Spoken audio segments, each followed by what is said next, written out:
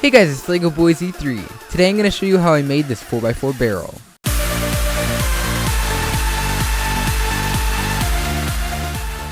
And so I recently made this 4x4 barrel mod, and so I'm going to be quickly running through how I made it. Pretty much the same thing as most other barrels that I've made. So if you want an in-depth tutorial on how to do this, I would recommend checking out my 5x5 barrel tutorial, and there's a lot more detail there. And so the Shengshou 4x4 that I used seemed to be pretty loose while I was turning it, and so when I tried to cut it, it didn't really stay in place.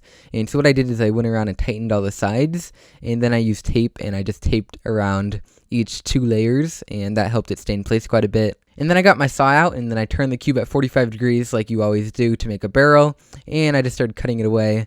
And be careful because there are caps in the pieces, and so you're going to need to keep those and glue them back on later. And so once you get it to an octagonal barrel, you'll just kind of need to get it to a more fine barrel shape before you start filling the pieces. And so the way that you do that to begin with is you just Dremel down all the sides, so you turn it at very small increments and just sand down everything that sticks off. You can also get out the belt sander right now and just spin it in your hands like this until you get it to a pretty good barrel shape. Now get a knife and remove all the stickers on the puzzle, then disassemble it, and then from here you'll want to glue on all the caps that fell off earlier, and then after that you'll mix up some epoxy sculpt or other filler. And so to start the filling process, in order to minimize waste, you're going to want to get some type of paper, like paper towel like I have here, and just stuff it in the hole, all the empty space that you don't need to have filler in. Just put paper towel in there, and then use some epoxy sculpt and just fill up the hole. Make sure you have enough of it in there so that it will not, the paper towel won't be exposed once you sand it back down, because then you'll just have to refill it again. On some of the pieces, like the edge pieces on this puzzle in particular, I did have to widen the holes a little bit to fit the paper towel and the epoxy sculpt in, but just make sure that you have enough. Now you'll want to assemble the puzzle and then bring it over to the belt sander again.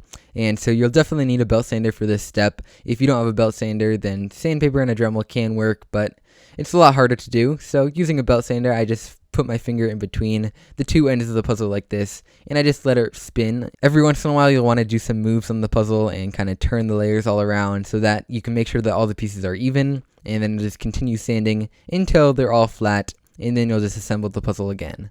And so now we need to do the final shaping of the pieces. So pretty much what I do is I get some sandpaper and I sand down just the edges. So the really sharp edges that you have from sanding, I just sand those down until it's nice and round. And then I just get some finer grit sandpaper and just sand the whole everything, just the surface of the piece, the sides of the piece, the edges and everything, just to make it super smooth. And that will take a while. And so once you're done with it, you can assemble the puzzle and you're pretty much done. Now this is pretty much the state that I'm going to keep this barrel puzzle at for a little while because I don't have the materials to finish it at the moment. Of course, what you'll want to do next, which I actually did do after this, is paint the entire puzzle. Just use some spray paint while it's assembled and just paint the whole thing black. And then after that you'll get some stickers, preferably ones from a 4x4, and some of them you'll have to cut out to fit the shape of the barrel. Some of them you can just use from the sticker sheet itself, but I have more detail on that in my 5x5 tutorial and all those other barrel tutorials. But for now, I'm not going to be stickering it because I don't have the stickers. And so, yeah, that's pretty much it for this video. I hope you liked it, and I'll see you guys next time.